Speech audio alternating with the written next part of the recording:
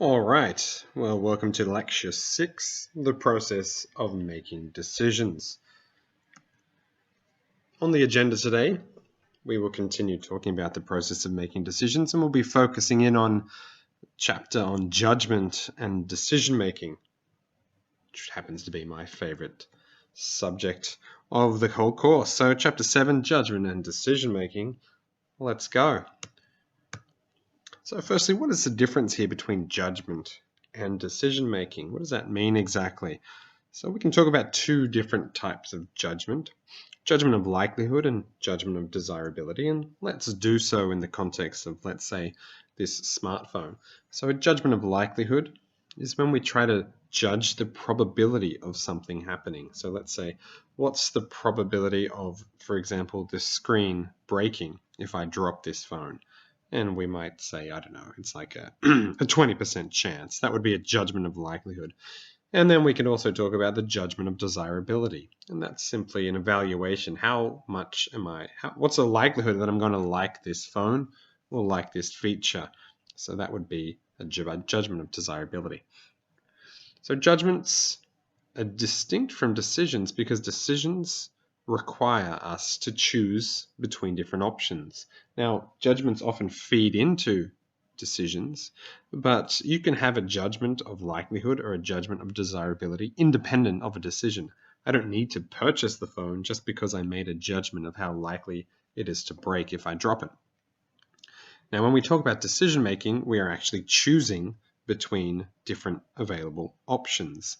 And as we'll learn in the coming lecture, we'll talk about two different approaches to choosing. Some models are more cognitive, where we evaluate the different attributes on offer and try to weigh up the benefits and costs. So that's more of a cognitive approach. And then we also have affective models, which rely more on our gut feeling, our intuition. So let's start with judgment. So judgments, as I mentioned, are evaluations of an object or estimates of the likelihood of something occurring, and they don't necessarily entail that a decision is being made, although in many cases the judgment that we come to, our evaluations and probability judgments, do feed into a decision. So just to give you another example of these two different types of judgments, so we have likelihood judgments. So how likely, for example, is this thumb drive going to bend and break if we accidentally drop it? And we also have desirability judgments. How much am I likely to like this product? What's the probability that I end up forming a positive attitude towards this product, this thumb drive here? And here we obviously have a novelty version of a thumb drive. And we can form multiple different likelihood judgments, right? The likelihood that this product will last 2 years, the likelihood that I won't lose it, that I won't break it, the likelihood that I'll be able to format it effectively, the likelihood that it will work on both a Mac and a PC. So you can form multiple judgments about different attributes. Now I'm going to talk about several different factors that influence judgments. The first one being mood, which is of course our state of mind, how we're feeling. I'll talk about some different judgment biases, and biases simply refer to dispositions to think in a particular way. And usually when we're talking about a bias, we're talking about thinking in a way that is actually different from what a rational person would do. We'll talk about heuristics, which are mental shortcuts, rules that we use in order to get to a judgment very quickly without considering all available information. And then finally, we'll talk about valuation. And valuation is all about how we treat gains and losses and probabilities. So starting with mood. So this is going to connect well with the topic of memory and knowledge, and we talked about how mood can influence the types of memories that we recall.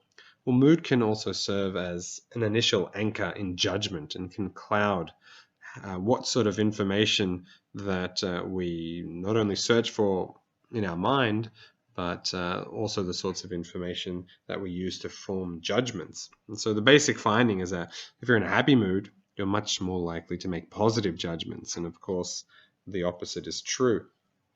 Another thing that is important here is as judgments become more complicated, more unanticipated, where we don't have much experience, then mood becomes even more important in driving our judgment as we essentially start to use our mood as a shortcut to coming to a judgment instead of processing all the complicated information that we're being presented with. So I guess the very obvious marketing implication then is to try to put consumers in a good positive mood and also tie that positive mood to our brand. And we will learn in the back end of this lecture when we talk about classical conditioning how we can try to tie together this positive mood with our brand. And so this is why we see many ads that are trying to use humor to try to put us in a positive mood, as exemplified by this example here on the right-hand side of the screen.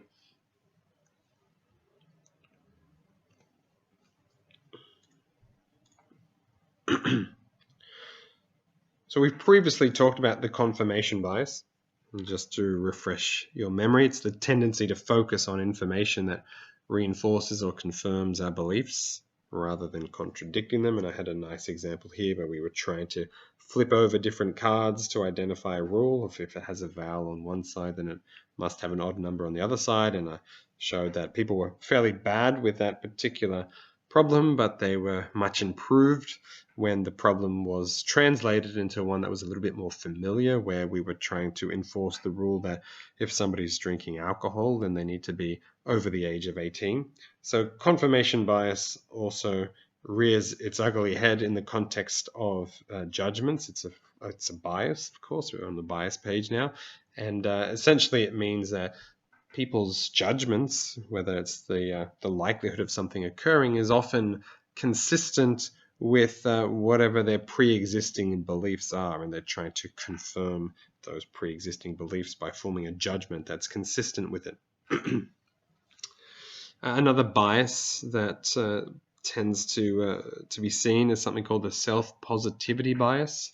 And this one is simply the belief that bad things are much more likely to happen to other people than me.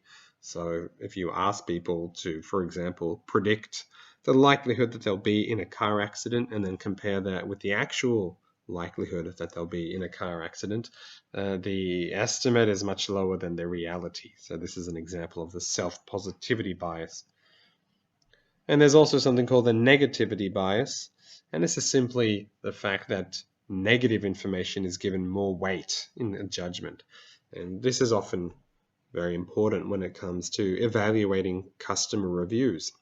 In many of the customer review distributions of reviews, such as the one that I'm presenting here, we often see this same pattern where we have a lot of reviews on 5 and 4, and then not so many on 3 and 2, and then it jumps up again where 1 star is always getting more than the 2 star. And so you see this jump here. Now, overall, there's much fewer negative reviews here than positive, but those negative reviews are going to get much more weight. And if you track people's search behavior, they're much more likely to navigate to find those 1-star reviews, and they're going to put more weight on, well, what do these 12% of people say? That's going to be much more important than what those 40% of people who gave a 5-star said.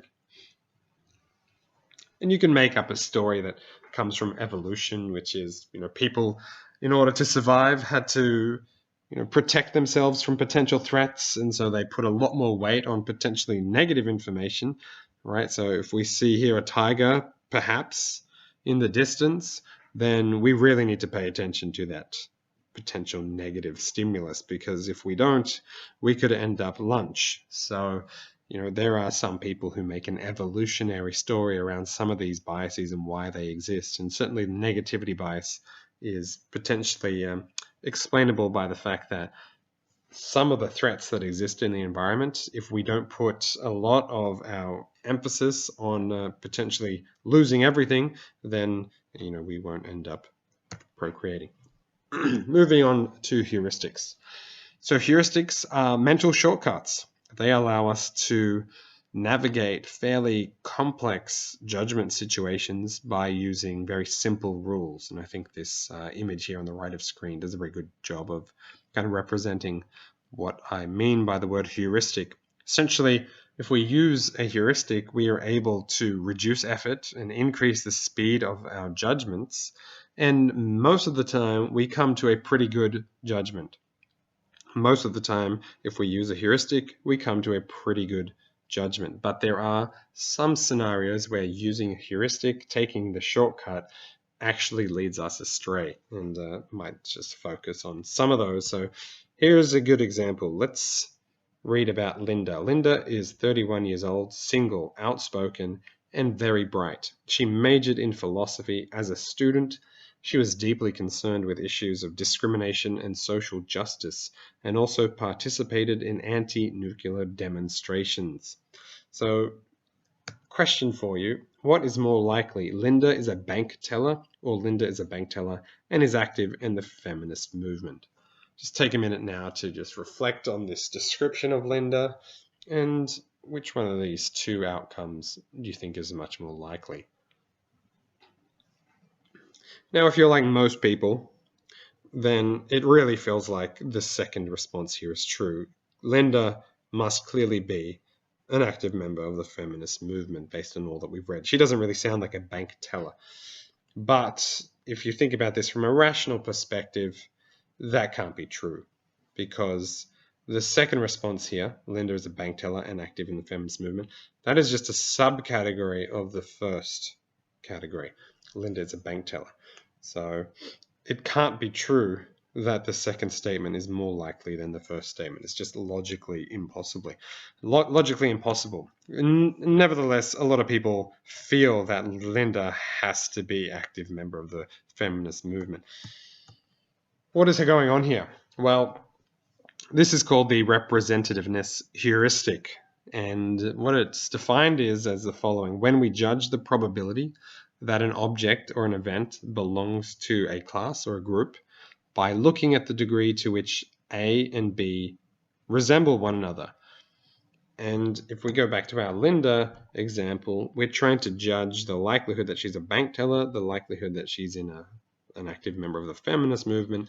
We're seeing all these cues that she was deeply concerned with issues of discrimination. And this description just makes her sound like a member of the feminist movement. But the problem is we're throwing out some base rate information. So the problem with the representativeness heuristic is that when we use it, we basically ignore other information, and some of the other information relates to base rate information. So, for example, what percentage of the population is a bank teller? What percentage of the population is a bank teller and also active in the feminist movement? Clearly, there are more people who are bank tellers than there are bank tellers who are also in the feminist movement. So that's the base rate. That's just if we ran a study that measured the likelihood of everyone or exactly what they're doing, we would show that more people are bank tellers than bank tellers plus feminists. And that gets ignored with this representativeness heuristic. So what are some of the marketing implications of this representativeness heuristic? And one of the most important ones, I think, is that especially if you're a new entrant in the market, you want to try to position your products or your services to be as close as possible to the prototype or the exemplar of your product category. And therefore, you're going to make use of the positive associations that consumers already have with that prototypical brand. And there's some examples here on the page. You can also navigate to different websites. For example, Aldi does an excellent job of this. So Cocoa Pops, Kellogg's, and then Choco Rice, which you might find at Aldi. Cereal, Rich Tea, and you can see again the Aldi product looks very similar to the non-Aldi product. Velveeta, breakfast biscuits. Doritos, tortilla. And you might be wondering, like, how can Aldi be getting away with this? Surely this is illegal. And there actually have been lawsuits against Aldi for what they are doing here, but they never win. And why don't they win? Because consumers do not make a mistake. All right. Consumers know that Stackers is not Pringles. They can explicitly tell you that if you ask them. So there's no mistake being made in the mind of the consumers. Nevertheless, consumers may recognize that Stackers is different from Pringles, but the fact that the thought of Pringles is being activated when looking at Stackers still gains some benefit for Stackers. And that is not being captured in these lawsuits. So still a smart idea, I think, by Aldi to do this. Let me show you a quick video, actually. I think there's more store brands available now than there used to be. Dennis Everly isn't the only customer at County Market who's seeing the trend. With the economy the way it is and the rising gas prices, I think people are kind of feeling the pinch, and this is buying store brands is a great way to save some extra money. Many times, the store brand product is right next to the name brand product, so you can see the savings. Heinz Natural Brand Vinegar here for $1.69. Right next to it is our store brand product, same ounces. I'm sure it's the same ingredients, 99 cents. Private label suppliers have seen over the years that their products are really starting to move well. And they've increased their production and also their variety of what they want to offer compared to the national brands. That's pretty attractive packaging, even compared to the Head & Shoulders. Over the last few years, I'd say they've definitely increased their packaging. They put a lot of time and money into that to make it more appealing to the consumer. Also, if you take a can of vegetables or a different product on the shelf and compare it to the national brand, a lot of times the nutritional information is very close or even the same. Right now I've got a can of Del Monte whole kernel corn, and my other hand I've got a can of County Market whole kernel sweet corn as well. You can see the packaging is pretty similar in terms of nutritional facts. They're very close and very comparable. Back at the checkout, Everly says he typically buys store brands over the name brand, but it all depends on price. I think one's as good as the other one. I kind of go where the bargains are. Brooke Hash, Page QA News, Quincy. So you can see there that these store brands are capitalizing on this representativeness heuristic, and a lot of effort goes into producing a brand or a product that, these distinctive bottles and colors to try to differentiate those products from their competitors. But the move by those competitors is to copy. Another heuristic here is the availability heuristic. And the availability heuristic is that judgments about the likelihood of an event often are made based on how easily an example can come to mind. Now, a good example of this is air crashes. So if I ask you, how likely do you think an airplane crash is? It's very likely that you're going to overestimate the likelihood of a plane crash. In fact, some of the research I've read suggests that you're much more likely to die in a vehicle getting to the airport than in a plane. You're actually more likely to die in a plane from a heart attack or choking on your food than you are to die from a plane crash. So planes very rarely go down, but when they do go down, it's extremely vivid and it's all over the news. Everybody hears about it. And as a result, you can very easily bring to mind different examples of a plane crash. And that is the availability heuristic at work. And it's really capitalizing on the fact that some events are talked about and are put on newspapers and shown in the media. Some events that are quite rare are shown as being much more common than they really are. And same thing with shark attacks. Very few actual shark attacks, but that's, of course, a big fear for many people. And so what's really happening here is an ignorance of base rate information. And base rate is simply the fact, like, what is the actual incidence rate of a plane crash or a shark attack? How often do these things actually occur? And most people are ignoring the base rate, they're ignoring the true incidence rate, and they're just going by the availability heuristic. And the availability heuristic is just, well, can I bring to mind any instances of this happening in the past? And the answer is usually yes, but it's just been one. Now, what are the marketing implications for this? Well, to basically provide or maybe hide the base rate information. So if you're an airline, you probably want to provide the base rate information to make people feel safe. If you're a lottery, then you probably want to hide the base rate information because the chances of you winning the lottery are so slim. They don't want you to think about that. They want you to think about the number of winners. And so you'll often see images like the one shown below with somebody winning a lot of money.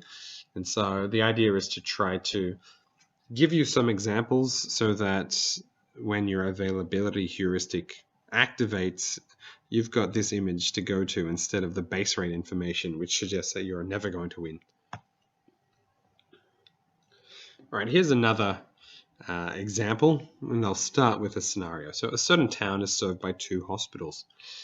In the larger hospital, about 45 babies are born each day, and in the smaller hospital, about 15 babies are born each day. As you know, about 50% of all babies are boys. However, the exact percentage varies from day to day. Sometimes it may be higher than 50%, sometimes lower.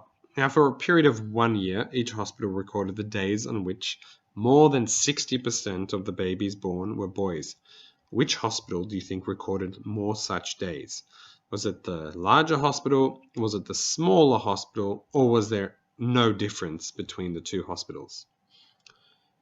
Maybe pause the video, take a moment, reread the scenario, and then think about the answer. Which hospital recorded more such days where there were 60% boys born? Smaller hospital, larger hospital, or no difference? Now, the most common answer is that there's no difference, right? It's 50% of babies are boys. It doesn't matter what size the hospital is. Now, that's actually wrong. So the correct answer to this question is that the smaller hospital is more likely to see a swing of 60% or more in favor of babies. Now, why do most people get this wrong? Well, it's something called the belief in the law of small numbers. And belief in the law of small numbers suggests that most people expect that information obtained from a small number of people will represent the larger population. So in this hospital example, we know that in the long run, we know that, for example, if we measured every birth every day or every year, that it's going to be about 50-50 boys versus girls. But if we take a very small sample, such as the smaller hospital having 15 babies born each day, then the small sample is likely to vary quite a lot. It's going to deviate from this 50% much more than a larger hospital. The smaller the sample, the more likely it is to deviate from the true average. And people don't recognize this. And that is the belief in the law of small numbers. That's what the heuristic is called. And you can see this demonstrated, for example, let's say you talk to a friend and they go to a restaurant and they had a really bad experience at that restaurant. You're much more likely to think, you know what, I'm not going to go to that restaurant because I got this one very vivid story from a friend, and that's likely to be true of everyone. And so you're using this one sample to make an inference about what everybody, including yourself, would think about this restaurant. Same applies to these online reviews.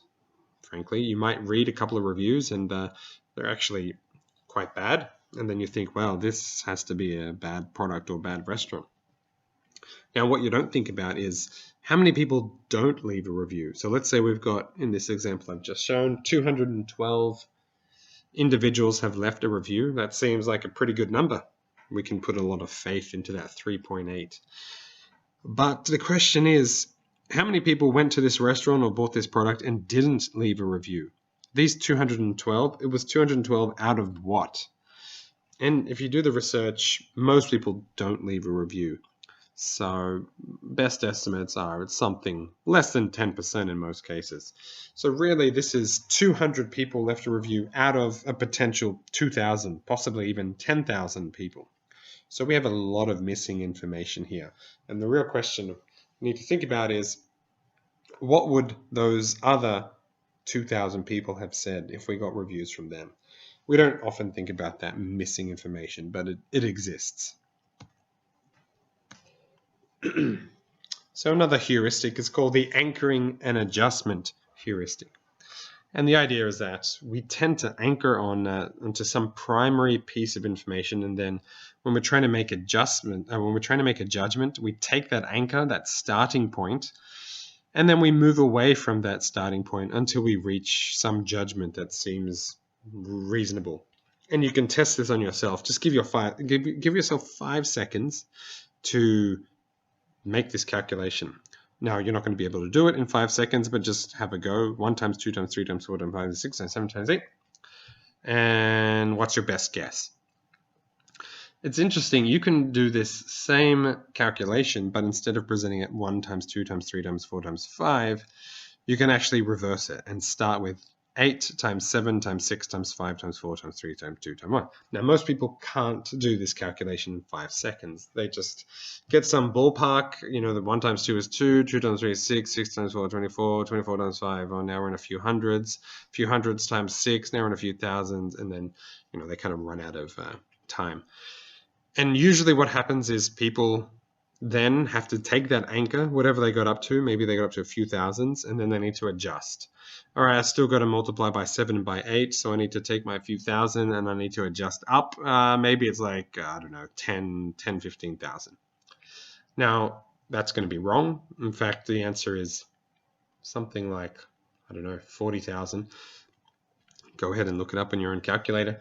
But the interesting thing is that you can ask people to do this calculation the other way, like 8 times 7, 56, 56 times 6, and you're like, oh, wow, okay, we're already at a big number, and I haven't even multiplied it by all these other numbers. And so if you start from the other direction, you get a much higher anchor, and then when people are asked to adjust, they actually adjust to a much larger number. So people are much more accurate with this question when they start with the 8 times 7 than when they start with the 1 times 2. And that's because of the initial anchor that they are creating. Now, what are some of the marketing implications? Well, you can provide your consumers with a favorable anchor. And we often see this when we have these sales and you see the original price crossed out and then there's the current sale price. Why are they doing that? They're providing you with an anchor, making you feel like this product is really worth $100, but I'm getting it for $70. That's such good value. You can also see this on menus, particularly on wine menus. You see this a lot, where you have a few wines that are just outrageously priced. Like in this example, you've got a wine there from $2,480. This is supposed to be an anchor that, this is how much wine could cost. So you don't want to buy a cheap wine. So you want to stay, maybe you're going to buy the $500 one. There's other examples, and I think this Mazda one is one that might be relevant for you. So let me.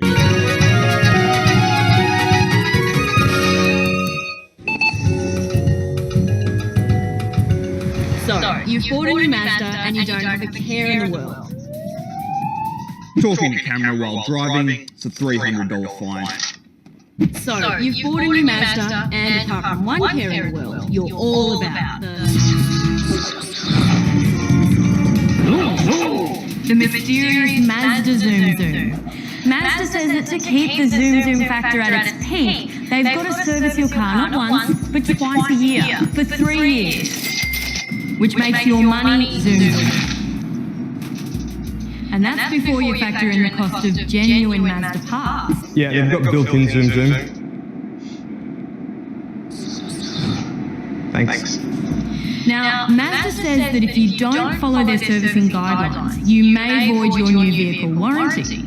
And yet, curiously, in the UK, the exact same vehicle only needs to be serviced once a year. Now, to be fair, Mazda's not the only company doing this sort of thing. Subaru, Mitsubishi, Toyota and Honda all do similar things in varying degrees. But for some reason, Mazda's the one I really want to in on. Mazda want to keep the purchase price of their vehicles as low as possible and make as much money as they can once you've bought one. It's kind of like the razor and blades business model. While razors like the Gillette Fusion are relatively cheap, using them costs a fusion bomb. It's enough to make your paid spokesman scream. You know it's physically impossible to suck money out of me with that thing, right? These graphics. But it's not just razors and blades that use the razor and blades business model. You get the point. So clearly Mazda and some of the other car dealerships there are setting an anchor with how frequently you need to take your vehicle in to get serviced. And finally, I want to talk about valuation. And this is all coming from something called prospect theory. And prospect theory was devised by Danny Kahneman and his colleague and Amos Tversky. And Kahneman won the Nobel Prize, I think it was back in 2002, basically for his work on judgment and decision-making, in particular this prospect theory. And one of the main tenets of prospect theory is something called loss aversion. And what does loss aversion mean? Basically, when it comes to judgment and decision-making, losses are twice as powerful as gains. And a really good example of that in this video. I want you to consider this bet. Here's $10. This could be yours. If I flip this coin in the air, you guys call it in the air. If you're right, I give you the $10. If you're wrong, you give me $10. I saw that coming. That's not a good bet for me. I guess in principle I don't agree with the idea of betting. Okay, but what if we just use this as like an allegory for life? Yep, It's not really about money and betting on a coin. It's more about our approach to risk. Okay, and my approach to risk is obviously a lot less than yours. You wouldn't do this bet? No. I don't have $10. My gut says don't bet. Why is that? Because at the moment I have $10, and later I might not. So people are passing up the opportunity to win $10 of my money. But it kind of makes sense because they have to risk $10 of their money, and it's a 50-50 chance. So really the bet has zero value. What if I sweeten the deal? What if I put up $12 to your 10? You only stand to lose 10. You stand to gain 12. How's that sound? I still wouldn't bet. I feel like I'm better off just leaving it as it is. And I'll offer you $15. You only have to put up 10. I'm putting up 15. No. I'm offering you an extra $5. Why not? I give you my $10 away. What about 20? That's as high as I'm going today. $20, that is the top. It's 2 to 1. I just don't like taking that much risk. You don't like risking $10. Sure. I'm valuing my $10. I am. But why do you value my $20, which you got a 50% chance of right here if you accept the bet? I don't know. I can't tell you. It's not like I don't know what the logical reason is for why I want that. I don't know. I can't really. I just feel it's not right. Now this doesn't make sense. I've offered people up to $20 and they're still refusing to take the bet. The bet is objectively in their favor. I mean, a 50% chance of winning 20 plus a 50% chance of losing 10 still gives the bet an overall value of $5. Why is it that you won't go for this bet? I don't know, because I don't want to lose $10 just because of that easily. I know, but you could win $20. Think about the game. I don't know. I'm thinking more about what I lose than what I win, I think. I think that's exactly the point. So that's a very good example of this loss aversion. Maybe you can reflect on your own answer to that question. How much would you need to be offered to take this bet where 50% of the time you'll lose $10 and 50% of the time you'll win? What does that number need to be for you? It turns out for many people, it's about the $20. So most people want to play a game where the win is about twice the potential loss, even though each has equal odds. And so this is where we get this loss aversion idea from. It's also interesting, one of the ways to overcome loss aversion is to actually offer people repeated bets. So for example, you might say, okay, I'll flip a coin. Heads, you win. Tails, I win. If you win, you get $20. If I win, I get $10. Let's play this 100 times. And when you offer to play the game 100 times instead of just one time, now many more people are interested in playing the gamble. And that's interesting because how can a gamble that is bad if played once turn out to be good if played 100 times? Surely a bad bet one time is a bad bet 100 times. In fact, it's 100 times bad. So that's interesting that people change their decision when they think about the long run. And you could use this sort of in self-reflection, because this is not just a choice between gambles in this hypothetical world. Many times we are presented with a choice between something that is potentially risky where we'll lose a little bit, but we also have the opportunity to win a lot. And a lot of people turn down those opportunities, and they may not turn them down if they think about the long run. Anyway, what are some of the marketing implications of this loss aversion valuation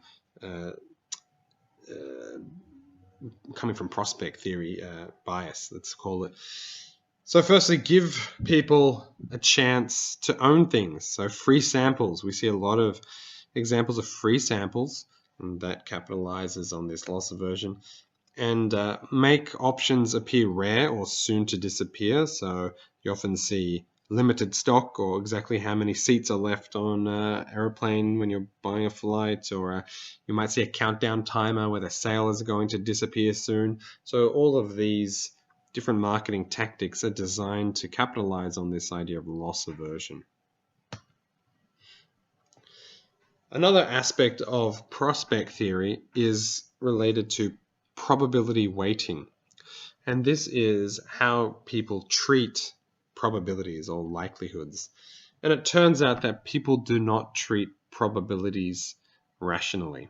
So what I've got here on the x-axis down here is the actual probability. So from 0% all the way to 100%. And then on the y-axis here, I've got something called the decision weight. And the decision weight is basically how people are treating the actual probability when they're making a judgment or decision. So let's take an example here of 0.1. So this is 10%. So let's say we have an outcome that has a 10% likelihood of occurring. If you were treating that 10% as 10%, then your decision weight would be right on the blue line. It would be 10%. But what we see here is that the decision weight is way up here. It's at something like 0.3. So what this is saying is that people are treating an actual probability of 10% as 30%. There's another example. Here is an actual probability of 20%, and people are treating it as if they have a 40%.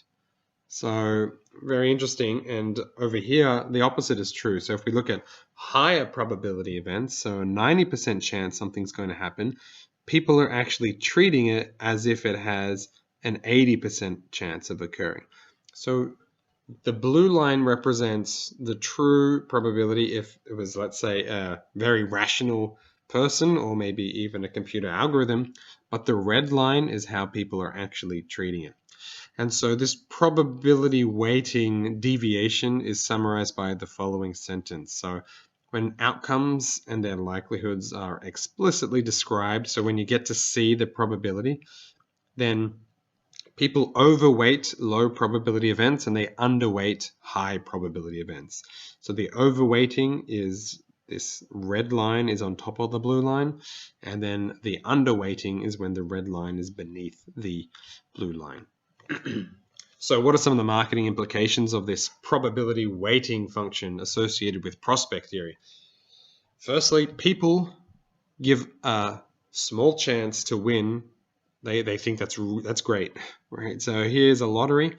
What's the chance of winning a lottery? Well, it's quite low, somewhere down here. But people are treating it as if it's still low, but maybe a 1% chance of winning the lottery is being treated as a 10% chance to win the lottery.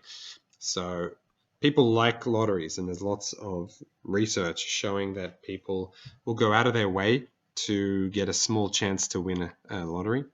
But it also means that people will pay a lot of money to avoid a bad thing, a low probability bad thing. This is why insurance is so popular, right? What's the likelihood that you're going to get into a car accident? It's very low.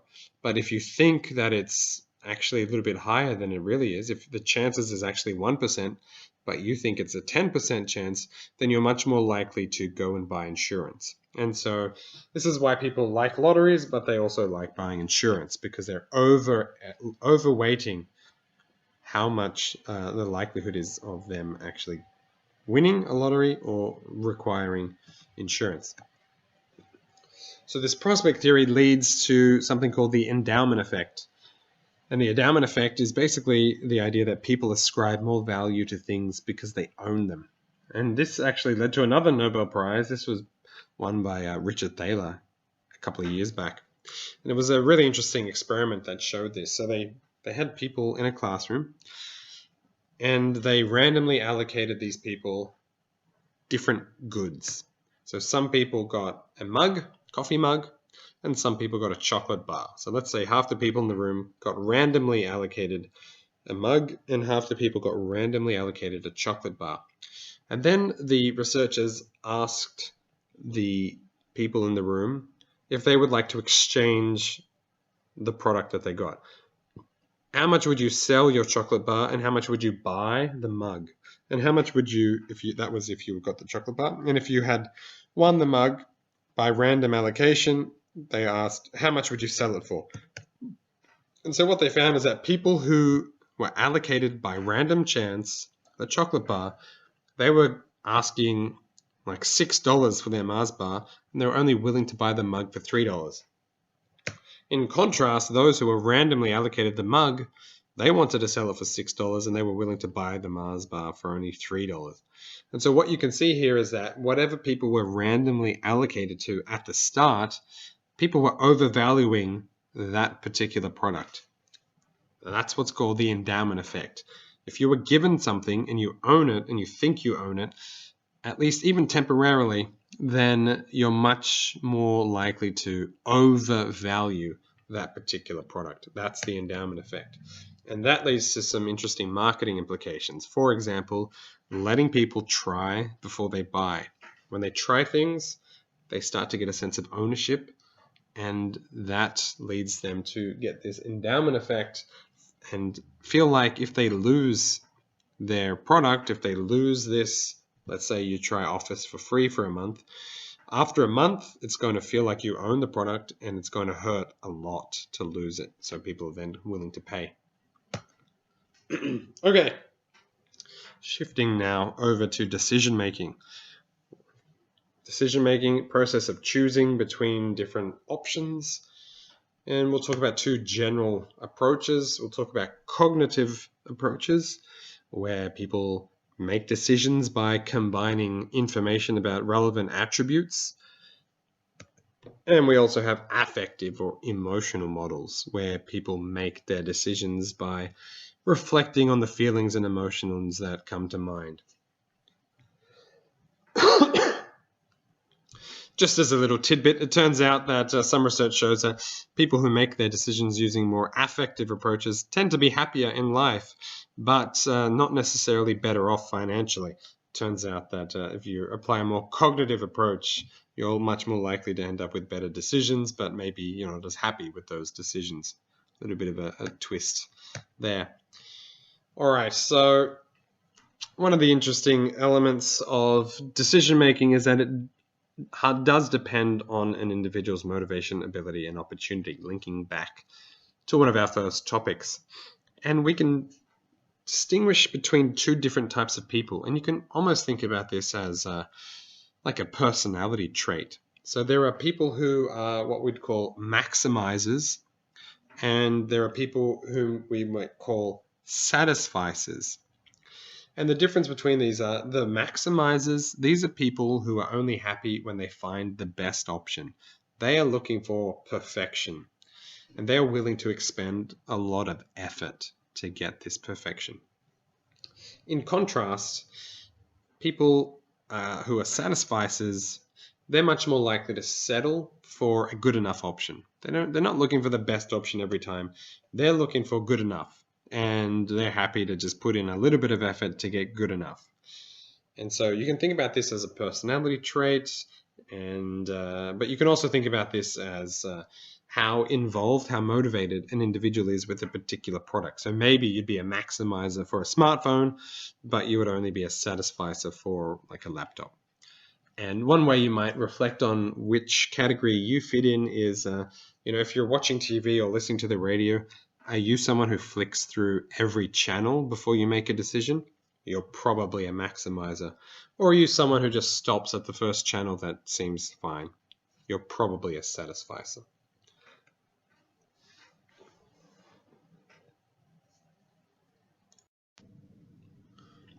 So moving on to some of the affect models. So most relevant is called the affect heuristic.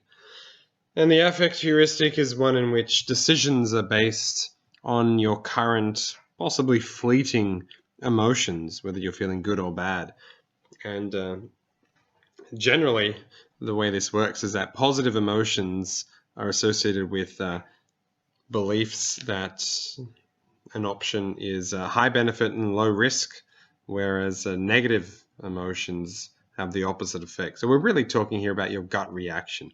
And this gut reaction is often automatic and fast and based on your previous experiences. So those who have more experience in a product category are more likely to have stronger and also more accurate gut responses, which will inform this affect heuristic. And this is one model that I came across, which shows both feelings, this affect heuristic, as well as more cognitive evaluations. And you can see that there are three different factors that are sort of driving these cognitive evaluations as well as these feelings or gut reactions. And so we've got these anticipated outcomes and emotions feeding into both cognitive evaluations and feelings, which in turn affect behavior. And we also have more subjective probabilities and also some other factors. Now, one of these interesting areas of research in marketing and also psychology is something called affective forecasting. So affect, we know, is about emotions, and forecasting is about predicting what's going to happen in the future.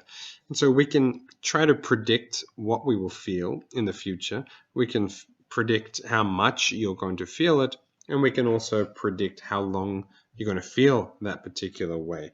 And it turns out that people are really bad at affective forecasting. They think that future events, such as winning a lottery, are going to make them really happy for a long time. And it turns out that that's not the case. And there's been lots of research where they actually go and speak to lottery winners. And these lottery winners, they're really happy, but it doesn't last for very long. And it's not as happy as they were expecting. And actually the same is true for people who suffer accidents and maybe they become paralyzed. You would think if let's say you lose sight, or let's say you can't walk anymore, you might think that you would feel really depressed for a very long time. And it turns out that for most people, that's not the case. They actually do recover quicker than you might expect. And so it's interesting that people's affective forecasting is so inaccurate. So moving on to cognitive models, I want to make a couple of distinctions here. So one of these we've come across before when we were talking about search. And this is whether we engage in attribute-based search and choice or more alternative-based search and choice. And so just reminding you what that means. So alternative-based choice is when we look at each individual option. So let's say here we've got 5 different options. Let's call them A, B, C, D, and E. And we've got 5 different attributes. cost, size, location, view, and has a pool. So maybe we're talking about an apartment here. And we can compare the apartments in two different ways. So first we can look at apartment A and come up with a holistic impression of how good or bad is apartment A, and then look at apartment B and come up with a holistic impression of overall how much do I like B, and do the same for C, and then D, and then E. That would be a brand or alternative based choice. Another way we could do this is by actually looking at attributes. So let's look at cost attribute, and let's look at how A looks, B, C, D, and E. So clearly A is the best. And then we'll look at the second attribute, which is size, and we'll look at A, B, C, D, and E, and in this case, C, option C is the best. And so now we would be actually comparing options using attribute-based choice.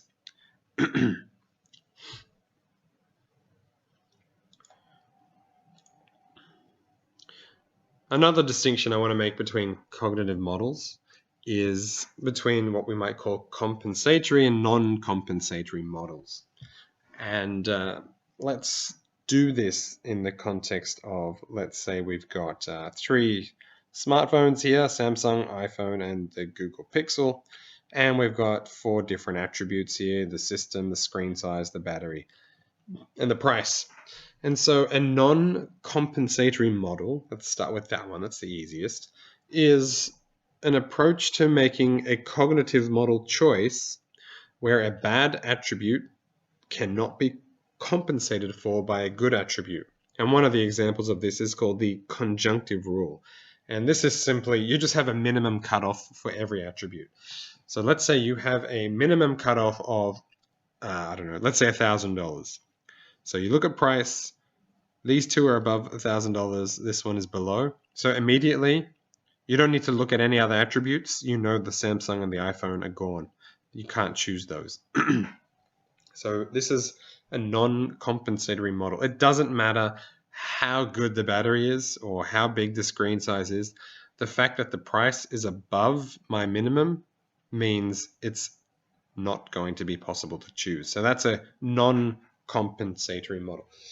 In contrast, a compensatory model is one in which attributes trade off against one another, so that you might have a good attribute and it can compensate for a bad attribute.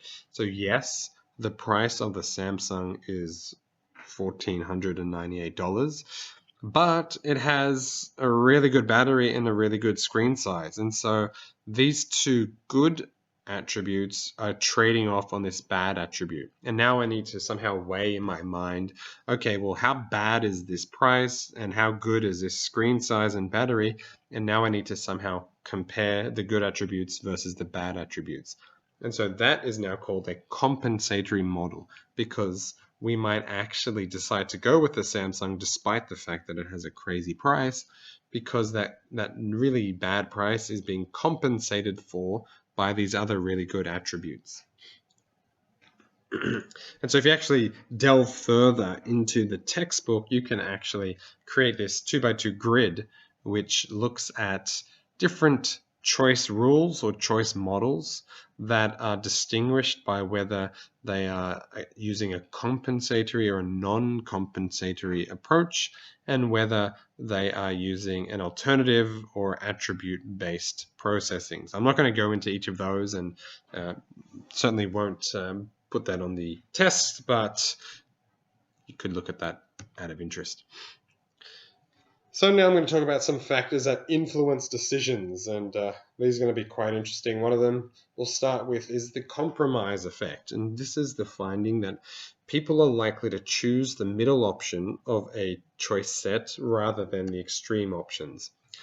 And I'm going to demonstrate this with the following figure, and this is plotting 3 products, A, B, and C, and they vary in price and also quality. It doesn't matter what these attributes are. It could be attribute 1 and 2. I'm just going to say price and quality.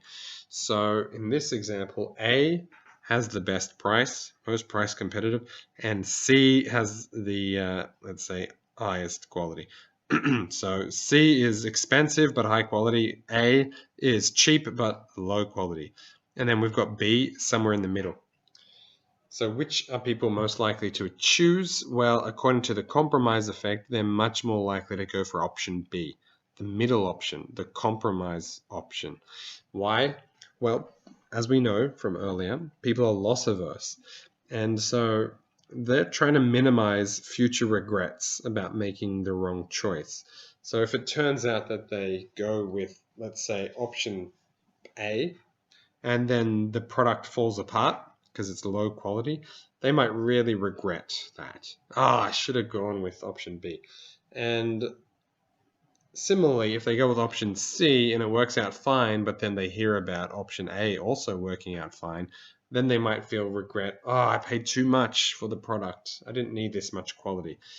And that kind of imagined future regret is minimized by going with option B. So that becomes the compromise option.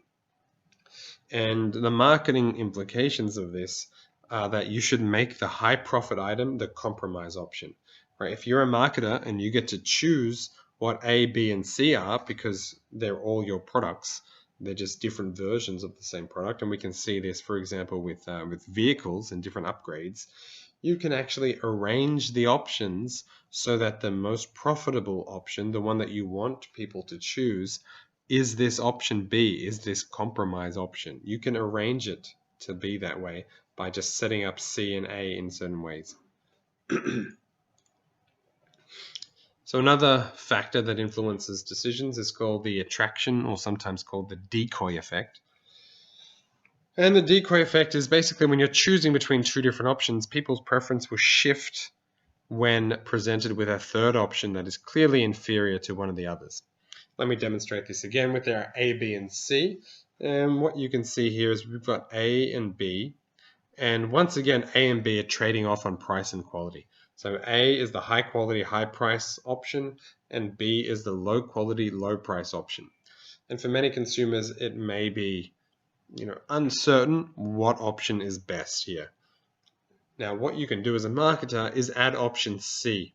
Option C here is clearly bad. It is worse than option A in terms of quality, and yet it costs the same. So A is clearly better than C. And what happens is if you add C, nobody's going to choose C. Nobody's dumb enough to choose C. If you really want a high quality item and you want to spend that much money, then you go for A. There's no reason to choose C, and nobody will ever buy C. But by introducing option C, suddenly option A looks much more attractive, and people are much more likely to choose option A when option C is around. Why does this happen? Well, people are making relative comparisons, and it's unclear if A is better than B, right? As I said, they trade off on price versus quality. What is clear is that A is better than C. That is obvious. And so just because of that, people lean towards A. I don't know if A is better than B. I know A is better than C, so I guess I'll go with A. And A happens to be the most expensive profit. So obviously the marketing implication here is provide the high profit item, the A here, with a decoy. And there are several examples you can find online of this. This is a classic example here with the Wall Street Journal. They're offering that you can get the newspaper in print, you can get it online, or you can get it together. Now, which one do they want you to buy? Clearly, they want you to buy this one here, the most expensive one. And so they set up the prices so that it's not as obvious as on the previous on the previous page, but clearly this is the decoy. This is this C option. All right, now we'll talk about another bias in decision making. Let's call it framing. Imagine that Australia is preparing for the outbreak of an unusual disease that is expected to kill 6,000 people. 2 alternative programs to combat the disease have been proposed. If program A is adopted, 2,000 people would be saved. If program B is adopted, there is a 1/3 probability that 6,000 people will be saved, and a 2/3 probability that no one will be saved. Which one of the 2 programs would you favor? So take a moment now, maybe pause the video, reread the scenario. What do you prefer here, A or B? All right, now let me give you another version of this scenario. Imagine, again, Australia's preparing for this unusual disease expected to kill 6,000 people. We've got two programs. If program C is adopted, 4,000 people will die. If program D is adopted, there is a 1/3 probability that nobody will die and a 2/3 probability that 6,000 people will die. Which one of these two programs would you favor? Again, go ahead, maybe pause the video, reread the scenario, and just maybe note down somewhere which program you favor.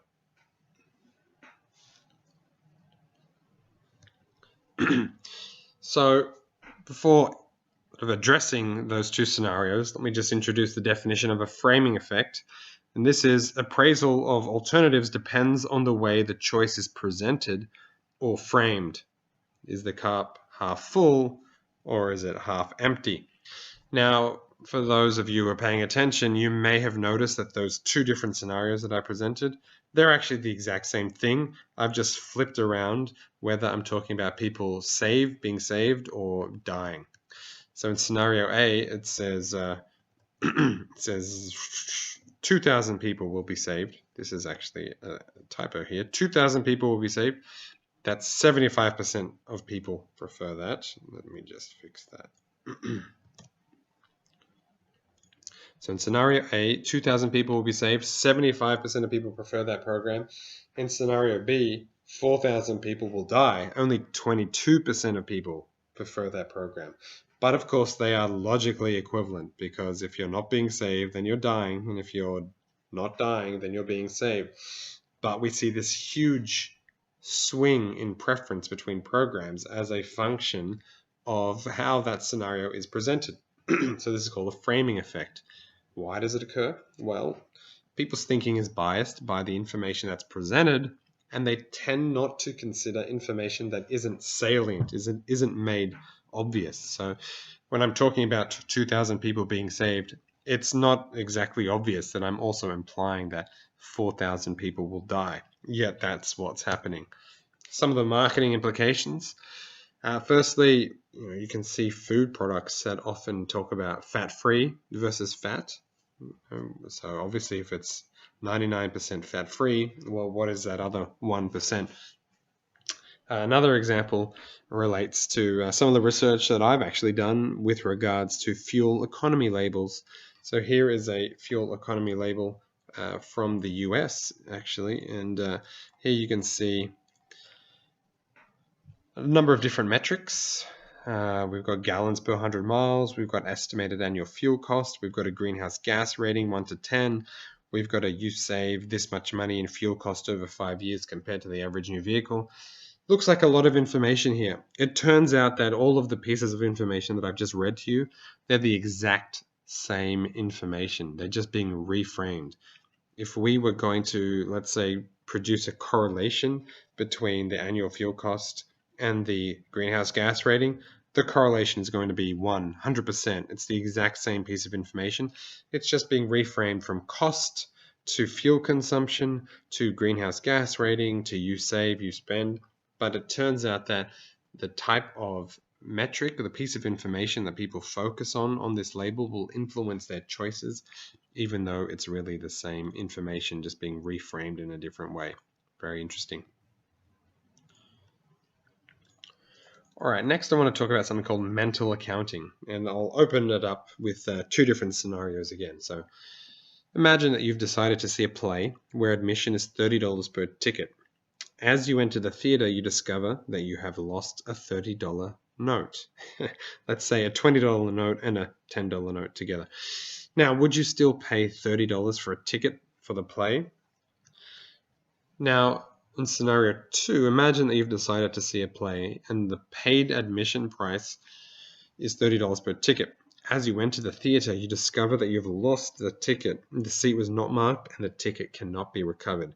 Would you pay $30 for another ticket? So just think about scenario 1 and 2. Does your answer change in any way? Are you feeling more likely, more willing to pay for it to get into the show in one than the other?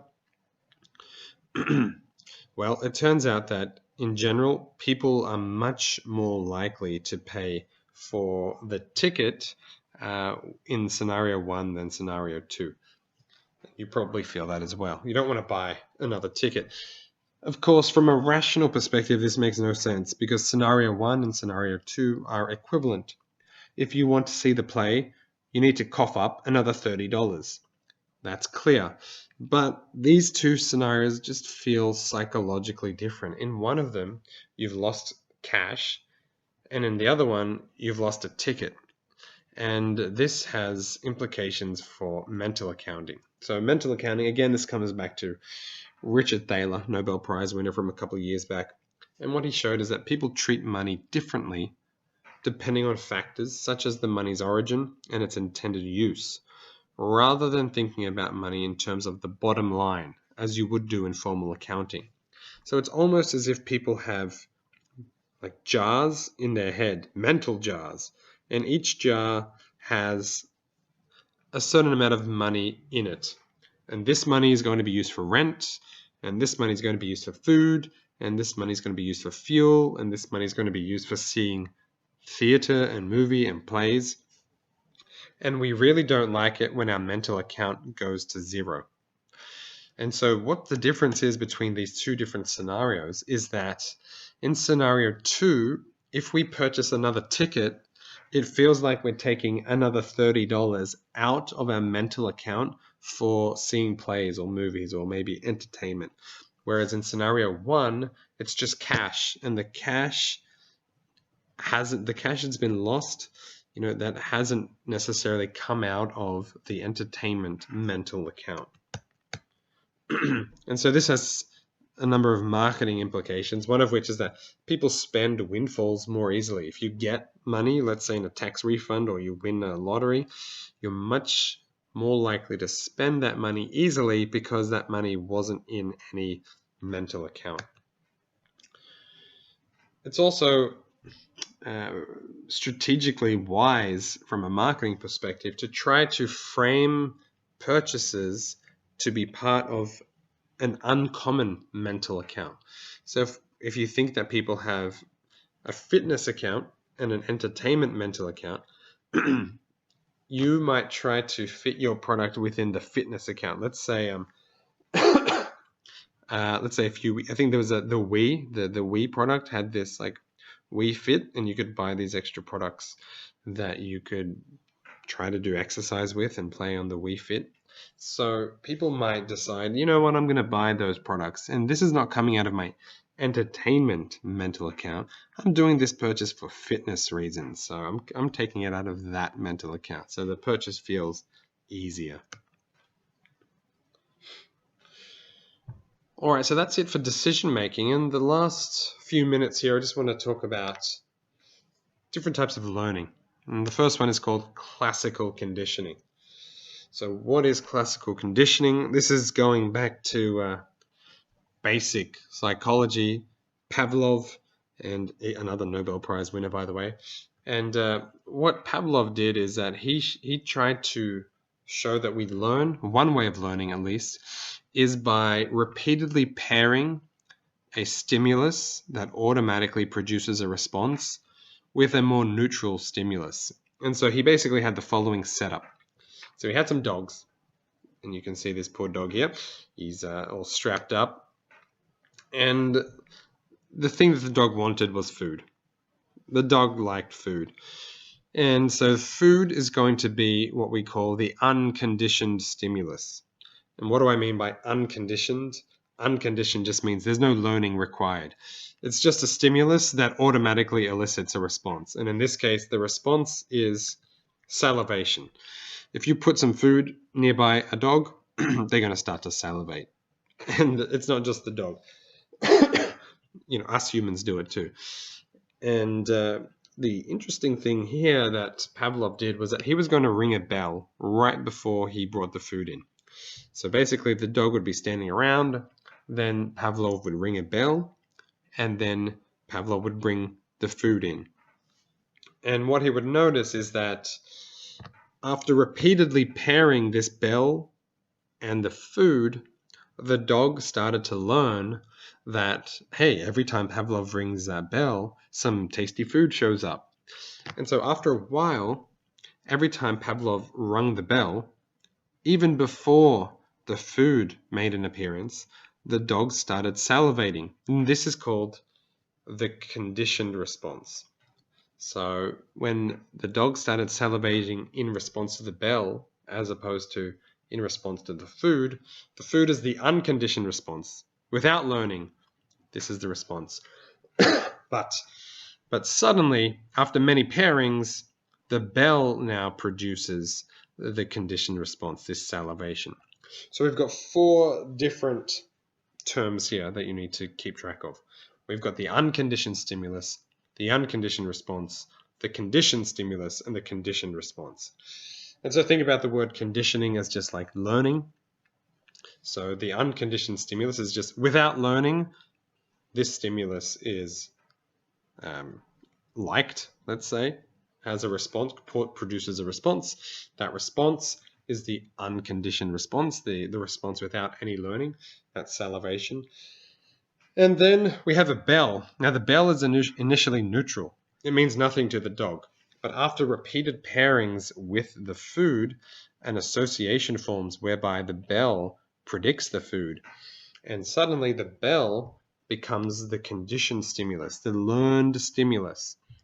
And that learned stimulus, that bell, produces a learned response. And that learned response is this salivation. Well, maybe we'll see a fun example of that. I'm David, and I'm going to be testing Pavlov's theory of classical conditioning on my roommate Brian. The conditioned stimulus will be the sound effect. That was easy. And then I'm going to shoot him with this airsoft gun. He will soon learn the relationship between the sound effect and the shot before he gets too hurt. That was easy. That was easy. Ah! That was easy. Fuck.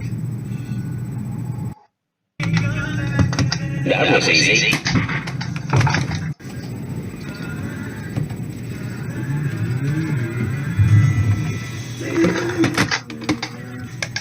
That was easy. Alright guys, looks like Pavlov's theory worked.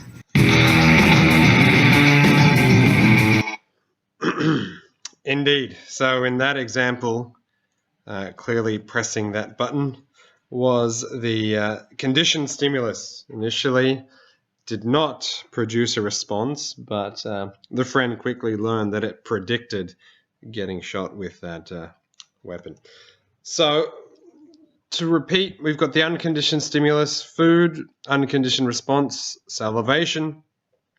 We pair the bell with the food, so the bell is the conditioned stimulus. That's what we're going to learn something about, and then that bell is going to elicit the salivation response without the presence of the food, and then we call salivation the conditioned response. Why does this matter to marketers? Well, marketers are trying to teach us the same thing. We have initial responses to pleasant scenes, pleasant music. These produce some positive emotion, some positive affect without any learning. It's an automatic response. And then we have things like brands and logos, which are initially neutral. And what these companies attempt to do is pair the conditioned stimulus, such as the product or the logo or the brand, with the unconditioned stimulus, something we already like, such as a pleasant scene, pleasant music, attractive models. And the idea is that we eventually learn to associate that product or that brand with the positive emotions. And that would be an example of classical conditioning. The other type of learning that I want to talk about is called operant conditioning. Now, operant conditioning occurs when behavior is influenced by previous actions and whether those previous actions were reinforced or punished. And we can actually talk about 4 different quadrants of operant conditioning. So we're going to be talking about positive reinforcement, negative reinforcement, positive punishment, and negative punishment. So what is positive reinforcement? So essentially we add or give something, and as a result, the behavior happens more often. So let's say you walk into a store and you realize that there's a buy one, get one free promotion. So you've gotten something for free, and that is a positive thing that you've received. And as a result, we get positive reinforcement. And so the behavior, in this case, the behavior is going to that particular store, increases. So we've learned we like going to this store because it leads to positive reinforcement. We get something we like. Now we can think about negative reinforcement, and that's where we subtract or take something away. And it also leads to a behavior happening more often. So a good example here might be, sometimes you install some software and there's some advertising that keeps popping up, or maybe a software update, but usually it's you need to pay some money, otherwise this pop-up is going to keep coming. And so we actually can subtract or take away that negative reinforcement, and then we're going to get the behavior occurring more often. Right, now we can look at two different punishments. So positive punishment is when we're given something and it leads to a decrease in that behavior occurring. So you might think a good example of this might be you get a fine, all right? And whenever you get a fine for doing something bad, that's an example of positive punishment. You're given something, a fine, and the behavior is going to happen less often. And then finally, we can talk about negative punishment. And so this is when something is taken away from you, and suddenly that's going to lead to behavior that occurs less often. So in this case, maybe let's say, these loyalty reward cards, and you lose your status. And so what's going to happen less often? You're going to fly with competitors less often. You're going to come back to Qantas. So that's all I've got for you in this lecture. A reminder, next week is STUVAC, so there will be no classes. And then the following week, we'll come back and I'll tell you a little bit about Smith's thinly cut chips, interesting campaign they ran. And we'll finish off the process of decision making with post-decision processes. And don't forget, in that tutorial, there'll be a mid-semester quiz. All right, that's all for now.